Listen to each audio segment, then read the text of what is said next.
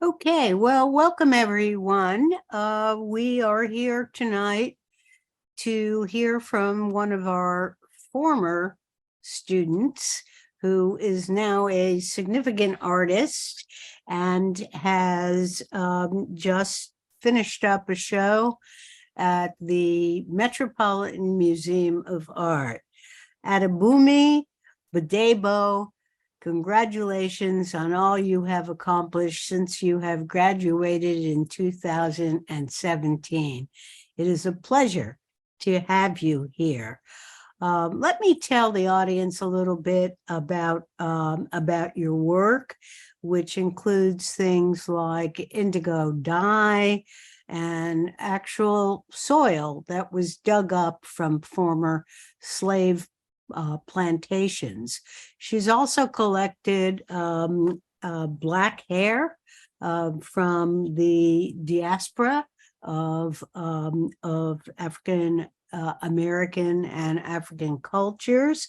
And her work, which was at the Met, was in this very impressive show called Hear Me Now, The Black Potters of Old Edgefield, South Carolina. And if those of you who know a bit about history, South Carolina was a major player in the slave trade coming to America. Now, her work has been shown in many places, and she is in the permanent collections of the Smithsonian National Museum of African Art, the Smithsonian National Museum of African American History and Culture, the Minneapolis Institute of Art. She's been reviewed in the New York Times and Hyperallergic, and she's currently a Pew Fellow. So join me in welcoming our visiting artist, Adebunmi Gbadebo. Thank you. It's funny, all the videos that are open are former professors and close family. Hi, Jana. So it's really nice to see everyone. Hi. I'm seeing my row of professors. I'm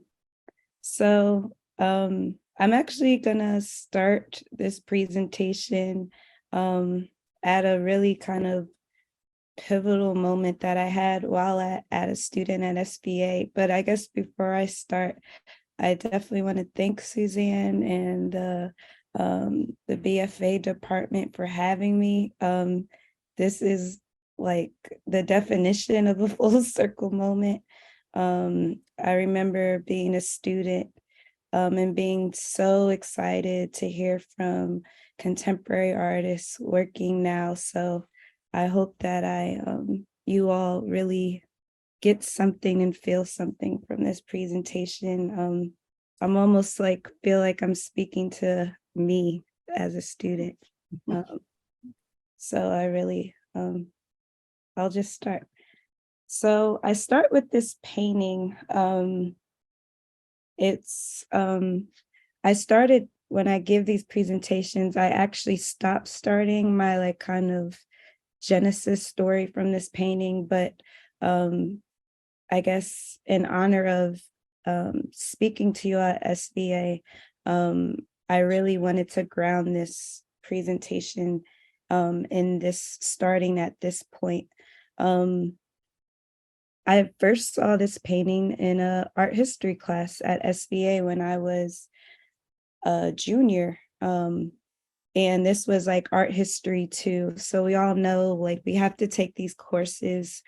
When I was at SBA, I was the only Black person in my department. So I feel like you always become really hyper aware of your Blackness, especially in contrast to your student body. And I was sitting in this class, and this was the first time a painting of a Black woman appeared in my art history class. And I remember my professor, it's really interesting to think of the impact that this professor had on me. If you were to force me to recall his name. Like, I don't remember anything about this professor.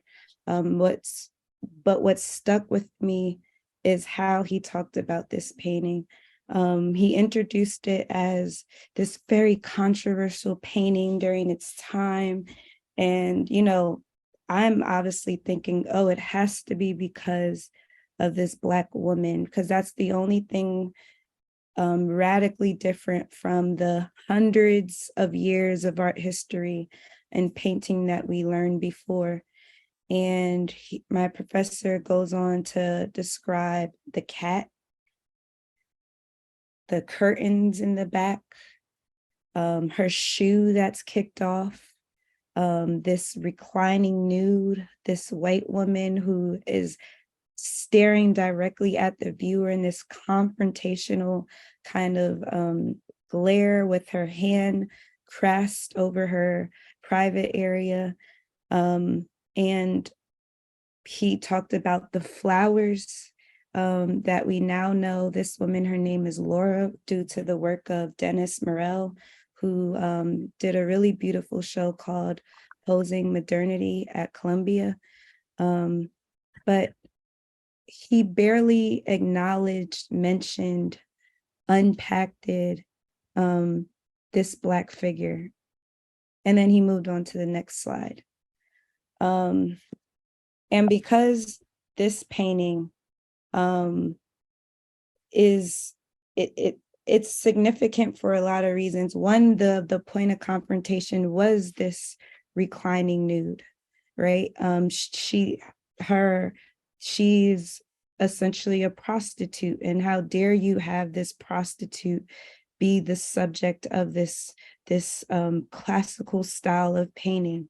And that painting references this one where she's more angelic. And, you know, this painting came 200 years before. And it was in that moment in that art class, a couple of things happened for me. One, I saw how the history of paint, this canon, has a true lineage, right? That painting references this and references the one before and the one before, that this material paint is not neutral, you know, that it actually carries a history, and that this history oftentimes has nothing to do with people who look like me. And because Olympia was such a painting about beauty and who's worthy to be looked at, and even historically how we discuss Olympia in lots of paintings, there's no real context for Black people when they're in the painting. It made me look a lot to myself, and I just had a moment in that class where I said, I am no longer going to use any material that has been used historically to construct these white narratives, to construct these, what I felt like were narratives of white supremacy, of who has been supreme, of who are the masters, who are the white masters. And, you know, I could have, similar to like Carrie James Marshall, just painted Black subjects. And we see Carrie James Marshall has done that extremely successfully, but because of the material that he uses to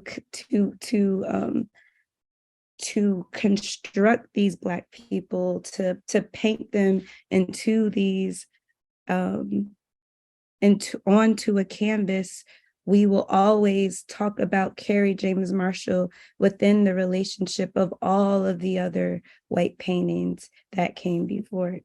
So for me, it was like, what material do I feel like is not connected, is not burdened with this history of white supremacy, with this Eurocentric history? And it was my junior year at SBA, when I decided that I was going to use Black hair as my only material. So I remember transitioning from junior to senior year. I just started putting out a lot of posts in social media that I was collecting here, and I was going to barbershops. I remember my classmate at the time, Alex Romero, we would take the train uptown to Harlem and get yelled at by barbers asking them to go into their trash cans to collect hair. But this work started when I was a junior entering my senior year at SVA. And actually one of the first pieces, and for students, you may even remember this room. This is at the top floor of the BFA building. And this was actually my first hair piece that I exhibited. Suzanne actually chose it for a show. It was called High Res, Low Res. But this piece was Dada, where it's locks by two people, Jasmine Holder and Charles Ellerby, and they go straight up the ceiling in this very vertical line. And especially at SVA, I was thinking a lot about audience. I was thinking about kind of these two worlds I was navigating, and being in this space, being the only Black woman person in my department, but also carrying all the cultural things, my own history. So the piece is called Dada, and I was playing off of like these two audiences. In art history, of course, there's the art movement Dada, where artists were questioning, what can be art, what constitutes an art material, really kind of turning that on their head, things that I was thinking about a lot at that time. But also in the Yoruba tradition, I'm Yoruba, which is a tribe in Nigeria. Dada is an orisha, is a deity. Dada is the belief that if a baby is born with locked hair, that that God has put blessings in their hair. And I was playing on that double meaning.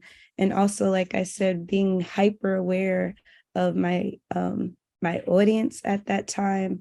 The piece goes in this vertical line from the floor to the ceiling, literally forcing everyone to look up to Black hair. The next piece, and these works were all I did as a student. This was called Black Gold, where I hand sewed, and this was actually at the Chelsea. This image is from the Chelsea SVA gallery in a show.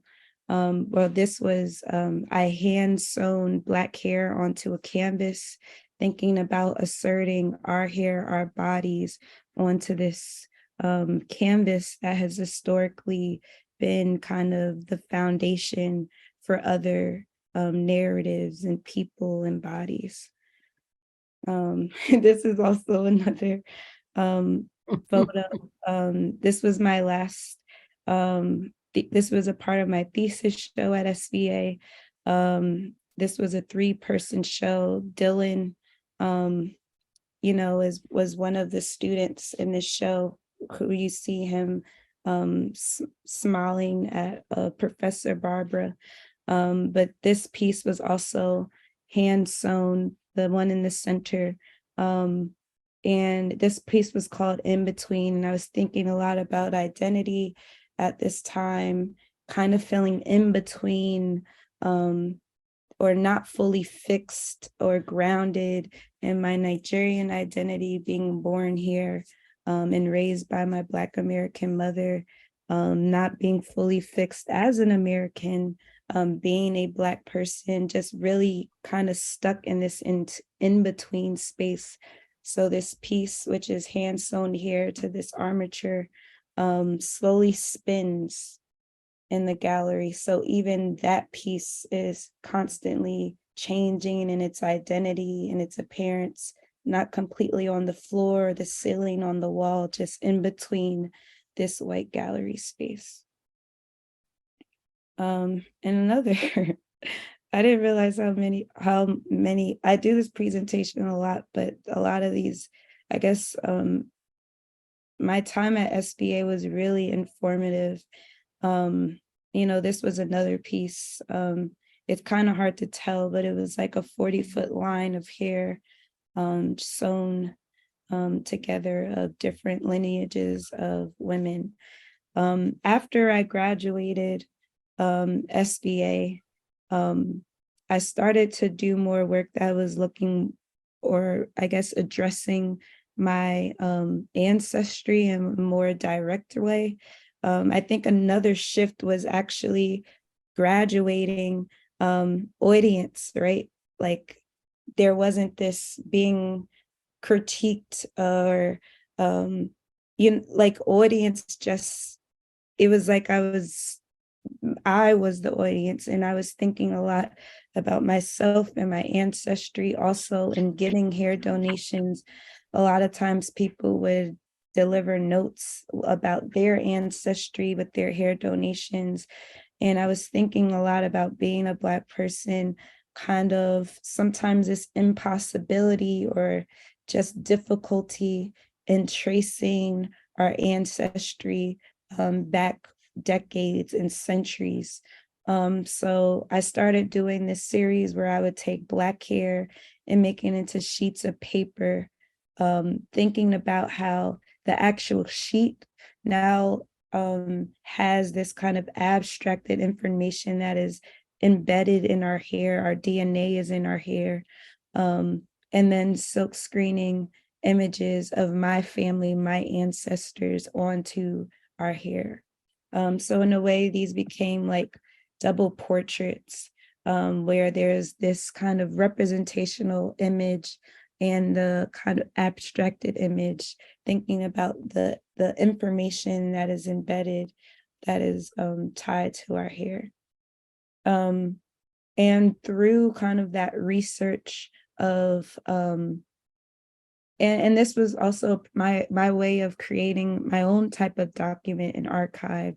And as I was doing further research, it located me, or I learned that my family was enslaved on a plantation in South Carolina, in Fort Mott, South Carolina, about 45 minutes from Columbia, on True Blue Plantation. And I just remember initially like just thinking of that name, True and Blue connecting to it, being an artist, but also thinking like, what is true on a plantation? And I kind of just really grounded my practice in kind of this material exploration of True Blue. So I started using cotton, which currently grows on the plantation, indigo, which formerly during the time of slavery, indigo and rice were the cash crops of this plantation, embedding Black hair, bringing our Black bodies back into this space and back into the cotton, and silk screening as the last step, images that I was finding in this archive. So the image where it's like the full image of the sheet was a section of a will of the Singletons who owned my family during slavery, where they were describing the passing down of the land, of humans, of weapons, of animals, of liquor, to their generation. Here's an image of the work at the Dhaka Art Summit in Bangladesh, which was really interesting. Learning also through that experience more about Bangladesh's history with indigo. Some may say indigo farms, some may say indigo plantations, but Great Britain kind of colonized Bangladesh and forced the citizens to produce indigo, and lots of genes to this day, although not dyed in indigo or produced out of Bangladesh. Another installation shot. This was my first museum exhibition at the Minneapolis Institute of Art, called Mapping Black Identities, and it revolved around the work of Frank Bowling. Frank Bowling and his map series. And as I was doing this research and using these documents as like kind of the final layer of these sheets, I remember at one point in my research, I found this document, and it's kind of hard to make out. It's like a handwritten document, as you could see, but this is an appraisement list. And if you could make out, it lists human people, their price, $100, $50, $80. This is what they were appraised for. And if you can make out at the, I guess the second to last line, it says 60 head of cattle, animals and humans to be appraised. And there was a crazy moment. There was like this excitement to like have names, you know, the difficulty to kind of find names when you're looking up these histories, you know, strategically, systemically. There's the ways in which our Black people were not documented to deny them of their humanity, only documenting them as property to be passed down. It was almost like a miracle to have a name, but then also the anger to have the name appear through the violence of the archive, as Mabel Wilson says, in this way.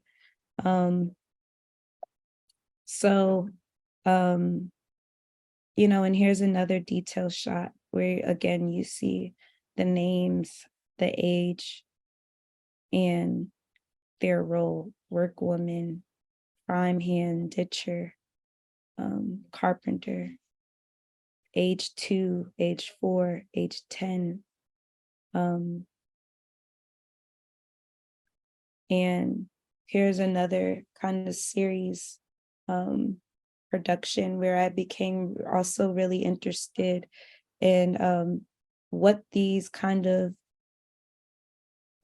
production of these crops look like, and exploring that, like connecting that to back to Africa, thinking about how a lot of slave traders went to specific countries in West Africa, like Sierra Leone, where they have a long history in cultivating rice, to literally steal them and send them to rice plantations. So this series was kind of had images of the indigo production process on plantation, but also bringing in documents or images that refer to indigo farms or rice farms in West Africa. And it was really important for me to connect the two, because, you know, to perpetuate the violence of slavery, you have to convince yourself that these people aren't human. They have no culture, they have no history. But that's completely flipped on its head, thinking about how these traders went to West Africa because of our history, our culture, our intellect, with these crops that they were completely dependent on. And I was doing these kind of blue series for a while. And I remember I was exhibiting, people were asking like, oh, have you gone to True Blue? And I'm like, no, I haven't gone yet. And at some point I was feeling like really fraudulent, like to do work about a space that I haven't been. And later on, I'll talk more about the importance of place. So when the kind of world shut down in 2020, I actually came upon this article about this guy who was kind of protecting and maintaining and caring for the burial grounds within the plantations that my family was enslaved on. And the end of the article had a number. I called the number and found out that this guy, Jackie Whitmore, was actually a relative. Every time we meet, I'm like, how are we cousins again? But my cousin Jackie. So I now had a person who knew the land, who knew this space, who was familiar with this plantation, which was important. Me being from New Jersey, I'm like, I don't just be driving to the South to go wandering through plantations. So when the world shut down in 2020, I took a trip to South Carolina to go to True Blue for the first time. And this is kind of what it looks now. It's just literal miles and acres of cotton. So this was in July. These are all cotton before the bloom, before it's fully flowered. And it was just a lot, like thinking of the vastness of the land, thinking about like this land was cleared by human labor, by my ancestors, and how there's nothing to describe that, to point to that extreme, those centuries of labor, and how this vast space is just kind of marked with the street signs of former slave-owning families, former names of the plantation, but thinking about all that has been erased from this space, how my ancestors have been erased, and really like, you know, what in this land still points to that we were here. And that is within this, like that circle, there's these woodlands. And when you learn about kind of the geography, or I guess of these plantations, especially agricultural plantations, you have to think like land was cleared to grow cash crops. That was the valuable land. You know, so even the fact that cotton still grows, that's the legacy that still continues there, right? But in the woodlands, that was invaluable land. That was land where lots of time you see on these plantations where the enslaved would bury their loved ones, either it was designated or in secret. So there is a cemetery, and I'll play a video of kind of what it looks like. Girl, take me to the tattoo. So you know Viola Davis. Where my ancestors from 300, 200, 100 years are buried. He's a resident. And granddaddy is a resident. That's how you know. So it's really important to note the kind of perimeter of this cemetery. And my cousin Jackie believes it's about 9 acres. I believe it may be more. And you'll see why. We're going ahead Uncle William. All the fact all this is visible headstones and we can walk he said he coming around it and everything is because of the work of Jackie. He's I'm trying to go there. He's got a historical marker place to protect the land. You know, he's fallen trees or weeds that have grown. He's gone out, raised his own money to care for this space. You know, so, but as we get deeper, kind of beyond the perimeter, the plantation, this cemetery, this burial ground looks like this.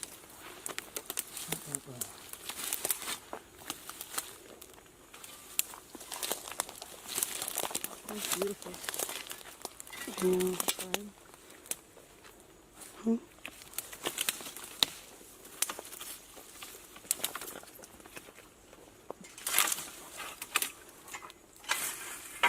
And this was us just walking through, trying to find headstones that date back 150 years, 200, 250 years back, which almost in a way is like an impossibility.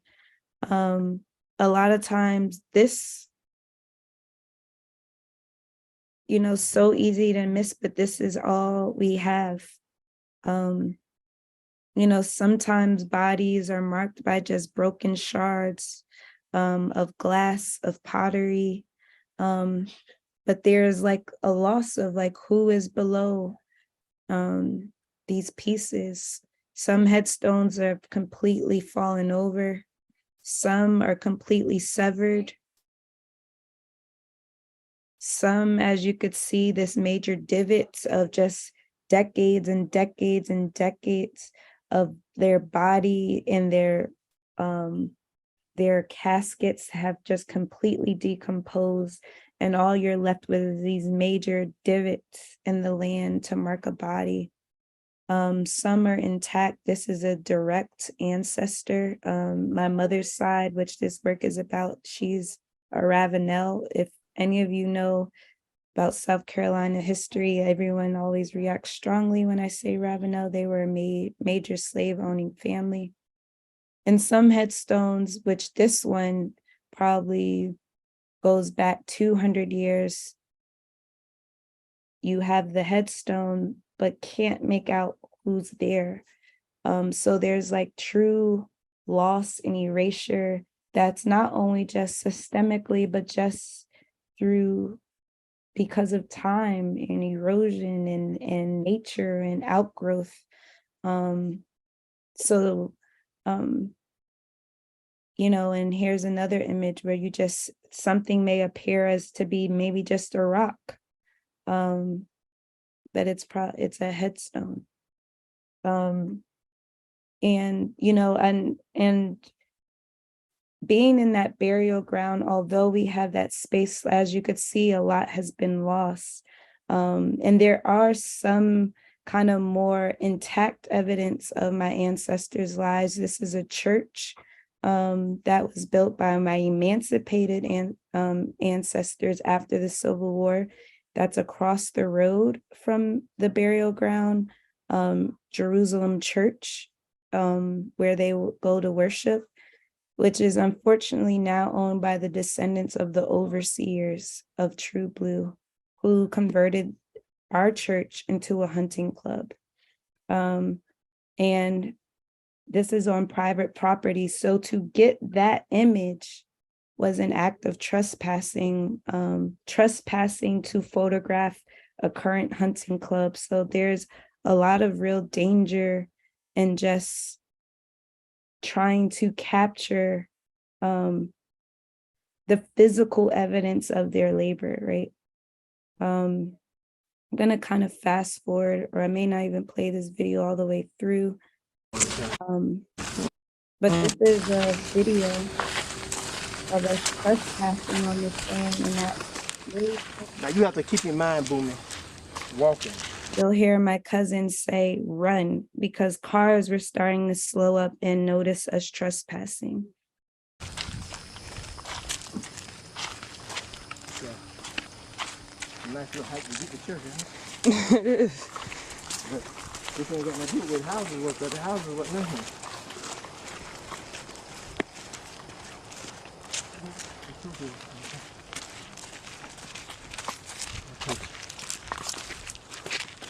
Here. Run.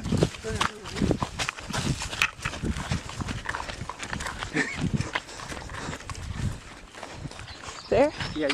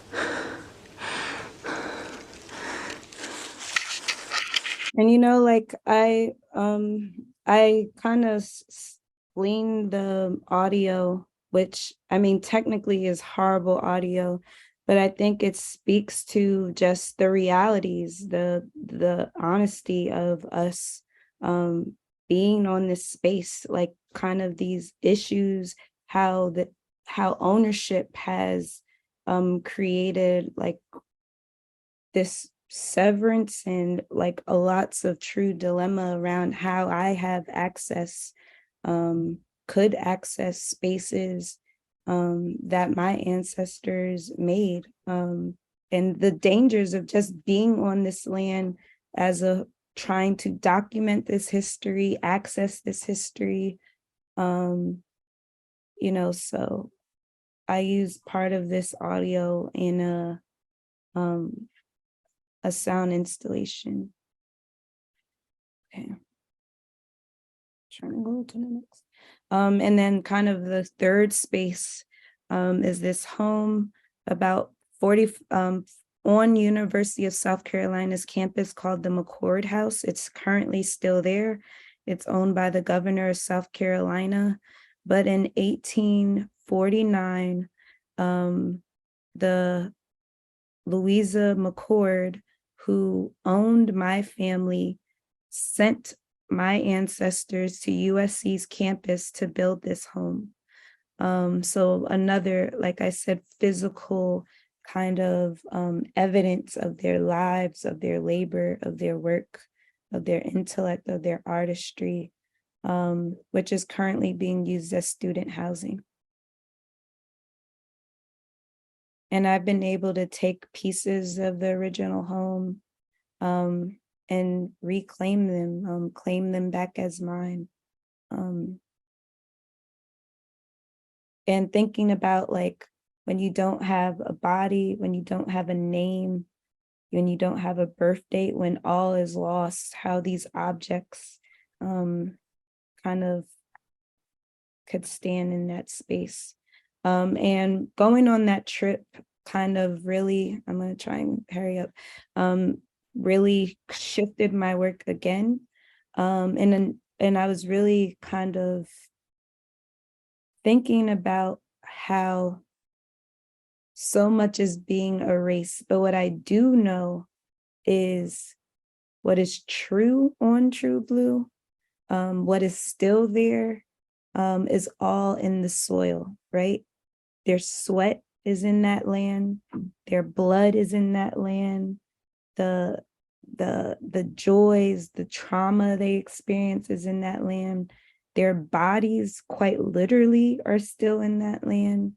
Their biological matter, their hair, their nails, their bones, their flesh, the wood that was their shelter, like the crops of indigo and rice that have gone back down, those pine trees that shed every year, everything is in the soil. And thinking quite literally that this land is a repository for memory. And that was the beginning of this next shift in my practice, where I started using the actual land where my ancestors were enslaved and currently buried as ceramic sculpture to be made into clay. And here's just a quick video of me digging. I'm gonna just click through that. I'm trying to go to the next slide. And as I was developing this work, I became a resident at the Clay Studio in Philadelphia, which I am like currently live at now. And I did an artist talk at the Clay Studio, and it just so happened that one of the curators developing a show called Hear Me Now, the Black Potters of Old Edgefield, South Carolina, was developing a show. Her, Adrian Spinozzi, Ethan Lesser, and Jason Young were at this point 5 years into developing this show that was opening at the Met and traveling to various institutions. And I met with them, and they shared that just an hour from True Blue were these ceramic plantations where enslaved people were not engaged in the act of agricultural kind of slavery, but making ceramic vessels. This was a time before refrigeration, vessels to hold meat and grains and water, and also engaged in the secret past practice of making these face jugs that were connected to their African kind of origins in the Congo, but doing that in secret. And I show this vessel, one of the kind of more famous or well-known enslaved potters in Edgefield, South Carolina, on these ceramic plantations, was a man named Dave, or David Drake, who was inscribing his name and poems onto the sides of the vessels that he was making in a time where it was illegal and oftentimes punishable by amputation or worse, death, to read and write. And Dave was resisting that kind of enacting, putting his own, claiming this object as his, projecting his personhood, his humanity onto this vessel, and resisting this law. One of the more famous poems that he wrote on the vessel was, "I wonder where are all my relations, friendship to all in every nation." So as I was developing my own series, I was learning about Dave and the face jugs and Edgefield, and thinking a lot about the kind of autonomy that Dave had. So, I started doing this series where I was taking the land and taking hair, putting our Black bodies back into the land, into the cracks of the vessel, thinking about how our bodies were integral in shaping the land, but thinking a lot through my own autonomy, being a descendant of this soil, and now having the full autonomy to shape this land in any way I want, a privilege that my ancestors didn't have, kind of asserting my Dave signature onto this land through form. I was also taking Carolina gold rice, the actual grain of rice that would have grown on True Blue, and putting it back into the land, into these forms. Thinking a lot about the function of Dave's work to hold food. These pieces are all pit fired. I wanted to create kind of another form of burial, even in the finishing process. Because I was thinking, like, should I do an alkaline glaze similar to the work of Dave Drake? I know I'm almost running out of time. And I'll just end to say that thinking about like the lost names that how they appear in this archive, I was really thinking about how the headstones in True Blue Cemetery are like these stone archives, documents similar to how Dave's jugs are. And unlike us showing up as property or something to be passed down or inherited, these headstones describe us as our name, our birth date, mother, father, and they also, a lot of them also bared their poems. Someone I have loved has gone away and left me lonely day by day. I often think of his return, but I know that his stay has just begun. So those are the titles of each ceramic piece I made, are titled after a single headstone. I'm gonna wrap this up. I also had an opportunity to visit Edgefield, old Edgefield in South Carolina with the curators. And this is just an image of what these ceramic plantations look like today. It's literal thousands of broken pottery that are still on the land. So it's really beautiful because now my own practice is expanding to support the curators and all the archaeologists, historians, curators, descendants that they're pulling in and thinking about ways that we could protect this space that the curators are currently working on a reparations bill because none of the descendants of Dave own his pottery. And I've actually even dug soil on this plantation, which is privately owned, but the owner gave me permission. I dug soil to use for MFA Boston, which is the next kind of institution on this tour, so they could have the physical land within the display of the show.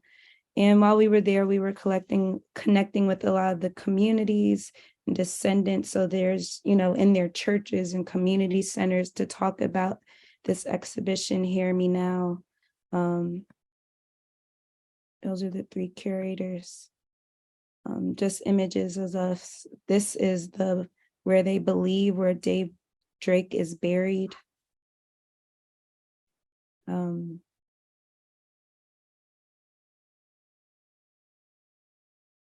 Yeah, and here's some installation shots of my work that were at the Met. You could see like Simone Lee in the back, Robert Pruitt, Woody D. Othello, and it just had a beautiful display of vessels by Dave Drake. Unfortunately, the show just closed yesterday, but it will be traveling to Boston, Michigan, Atlanta, and then ending in South Carolina. And I'll end right there.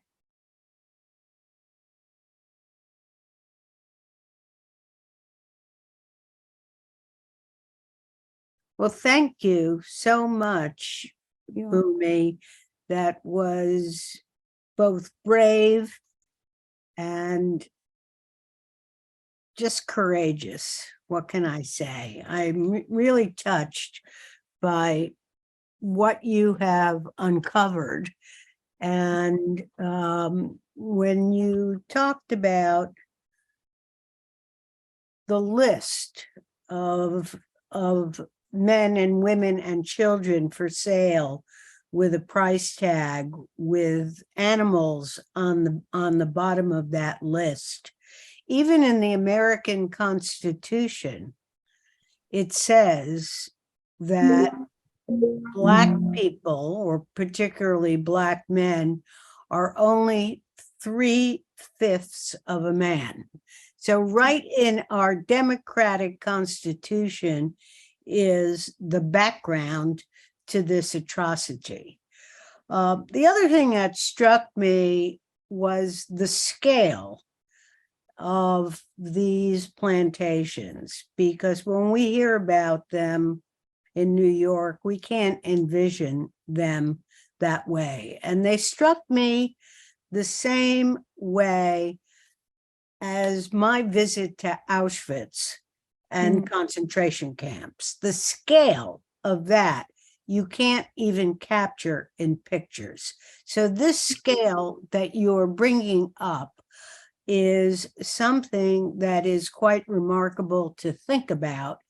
And I really applaud you for your research, your work, your articulation, and I'm so proud of you. Thank you. Maybe some questions here? And a special shout out to Joel and David and Ron and Alice and Suzanne and John and Andrew. Okay, I have one from Varvara, who is Russian. She's a current student here. You, of course, do not have to answer, but how old are you? Saw the show at the Met. It's great. Thank you. Yeah, so I'm 30. I was old, well, not old, but I was older than a lot of my classmates. By the time I got to SBA, I actually did 2 years at a community college in Hagerstown, Maryland. And then I transferred to NJIT. because I couldn't afford SVA, and I kept on it. I when at NJIT, I emailed every department possible asking for more funding until SVA was cheaper than NJIT. And I deferred my acceptance in that year. And when I got more scholarship, I transferred as, I think I was a sophomore. So I did 3 years of college before becoming a sophomore at SVA. Yeah, I think I was a sophomore. Yeah, I think I did 3 years at SVA. And so by the time I got to SVA, I was, I should have had one more year in college, but I was kind of starting all over. So I did like 7 years of college. Well, it shows. Okay. How did you develop your research methods, which are actually quite something, because that is not something you started with at SVA. Is that correct? Yeah, so I'm glad you brought that up, because I've especially when I shifted to ceramics, it was kind of new territory for me. Although I've worked, like even in Ron Barron's class, we did a whole kind of like period of like in soft sculpture with working with ceramics. And then I taught ceramics a little as an art educator at the Newark Museum. Like to make really full realized work was new. And also the potential of being in this Met exhibition. So I actually started I hired research assistants to support me so that the work, like as I was technically growing in that way, it was also growing in the research and information I was bringing into it. So my first research assistant was Anastasia Warren, who is now Simone Lee's studio assistant. Why we don't work together anymore. But in that research, and then I actually hired a anthropologist intern, Maya Peel. So she was studying anthropology at a local school in Philly. And between them, we would have meetings where we would look up different histories of plantations and burial grounds. We met with anthropologists and archaeologists, professionals at museums, the Mutter Museum in Philly. I just butchered that because it's a German museum name. And I don't know. But we met with, the archaeologists at that museum and other Black archaeologists that were doing work in kind of protecting Black burial grounds, to talk to them about like, what are the proper ways to observe burial grounds? What are the proper ways to excavate? How can you identify a burial ground if there were no headstones? And that's kind of what made me more keen to look at the broken glass or look at certain plants that were growing because of how bodies were decomposing in the soil. We did a lot of extensive also researching on the spiritual side, thinking about how that soil isn't neutral. It's not like going into an art store and wanting to be responsible for the kind of spiritual energies that we're tapping into, and also making sure I didn't have a practice of extraction where I'm just taking, but different ways spiritually to give back to that land, acknowledge that land, the people that are still there in that land, but more even financially. So a portion of the money I make when the work sells goes back to my cousin to support him in his work, so that there's this full cycle of kind of replenishing. So now my studio practice kind of always consists of like a research assistant / intern, and then when I'm desperate, I'll like find someone like a studio assistant to support me in the work. But mostly yeah. Okay, But- we have a few more questions. David Ross wants to thank you for a great presentation and wants to know, will you be showing new work in New York City anytime soon? Yes, so I currently have kind of fully realized exhibition at Clear Oliver Gallery currently. It closes March 11th, and that work consists of I guess 9 ceramic pieces from that series, the long blue sheets that are 7 by 3.5, and then the physical objects that I've been able to kind of reclaim back from the McCord House and Jerusalem Church, along with the sound installation. And it's a 2-floor show.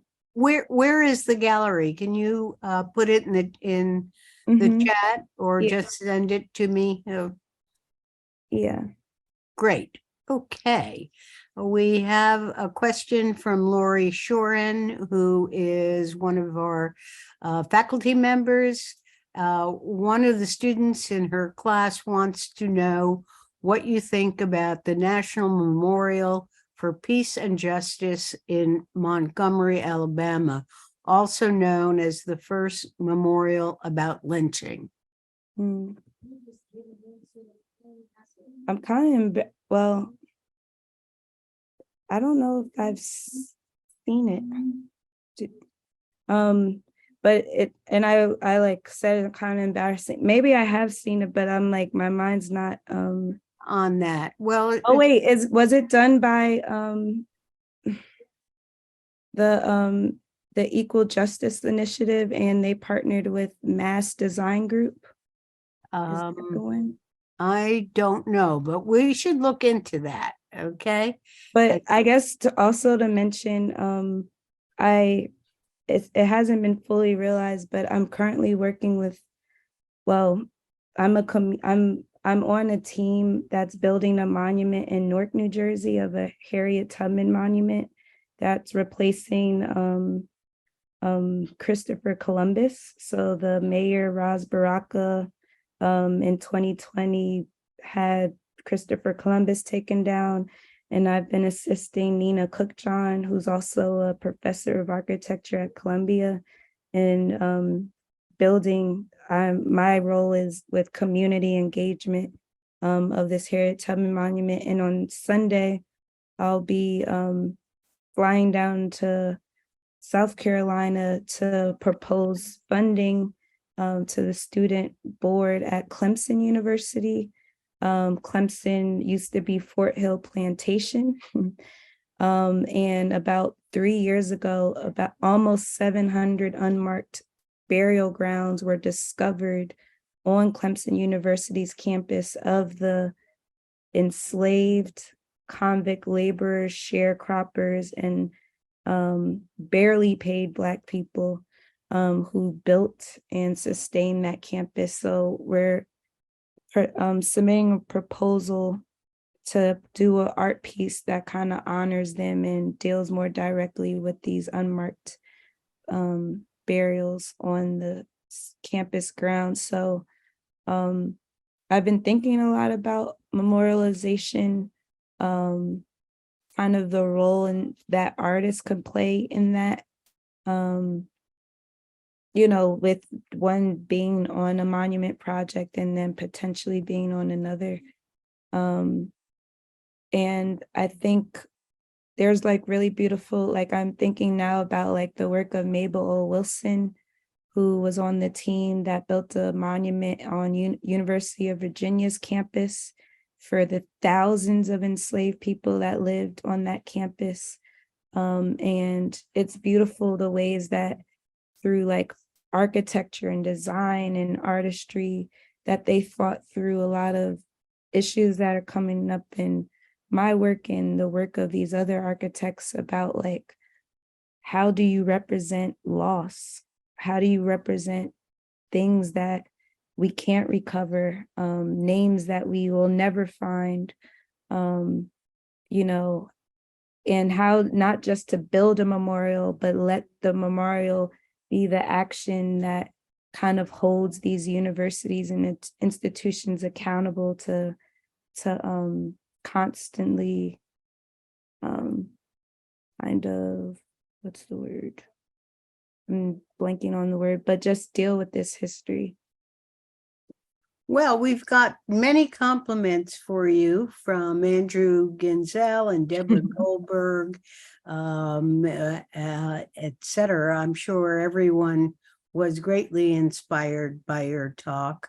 And I just really thank you for giving me a tour of the show with the curator.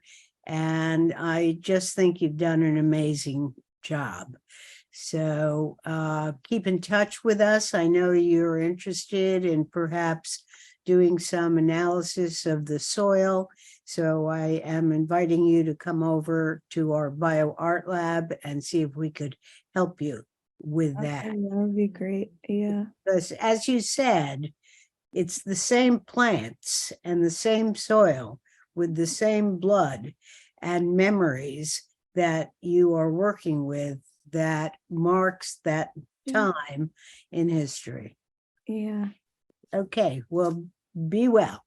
Okay. Yeah. And thank you for having me. This is like such a special moment. Yeah. Great. Good night, everyone.